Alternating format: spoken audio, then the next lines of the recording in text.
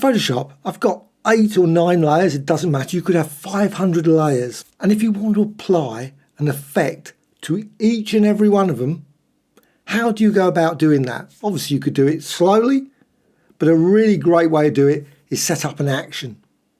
So I'm going to go with a wave effect. So let's just go over here to actions. And with this, go down the bottom and click the plus. So create an action, obviously you could give it a name and record.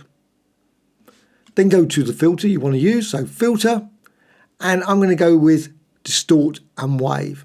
Now unfortunately, this action does not record last used filter. It records it, but it just records it as the wave, not as the last used.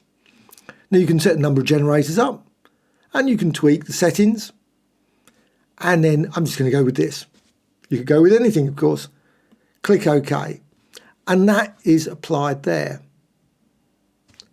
Well, what you can then do is you can go and move to the next layer. Now you could, of course, just manually just move it. That, unfortunately, records the actual label of that layer, which is not the same as moving to the next layer. But there is a shortcut to do that. And that is Alt or Option square bracket, the left square bracket. And that just moves it down. You can just see it move down there. So it just moves down one layer. So that's the Alt and square bracket. It's on the keyboard. And you can see now, select backward layer. I always consider it lower layer, but it's called backward layer. Now, once you've done that, stop the recording. And you've got this action. Now, of course, at this point, you just double click it and just quickly give it a name. Let's just go for something like top to bottom, because that's what I want. Wave. And that's it. It's all you need to do, so you know that that's what it's going to do. So now I like to go here, button mode on the right side menu, and I can just click it. So just click that, applies the effect, click it, applies the effect, click it, and so on, all the way down. And it's just a very quick way of applying it. And of course, then it bounces right back to the top again. And you can see the effect applied there. Now, of course, what you can then do is, once you're back at the top, and you could start anywhere, you don't have to start at the same, and you can always manually just reposition it. So if there's a couple of layers you don't want to apply it to, just position it differently.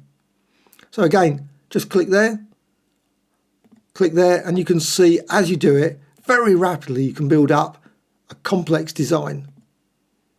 Now, of course, you could apply the wave effect to the entire design. The result will not be the same as that. You will not achieve that result by just selecting all of them, rasterizing it all in one layer. And then, of course, once you're happy with everything, you can go to layer and flatten image, and you've got obviously all into a single layer. But that's a great way of quickly applying it. Actions, or using, of course, a shortcut. In order to use a shortcut, go to filter and wave and just use this as a shortcut, just to keep applying it. Then the shortcut to move to the next layer. But I think an action is even quicker, just by simply clicking, and of course then you can always apply it there. There's only one layer, it just keeps obviously on itself, and you can see the effect there. Well, I hope you found this of interest. Any questions, any comments, always great to hear from you.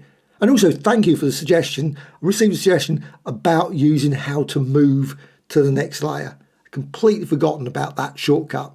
There is no actual command for it, menu command, as far as I'm aware, but there is a shortcut. Obviously the one mentioned, Control or Alt, depending on the machine, and square bracket, or the left one or the right one to go obviously the other direction. Bye.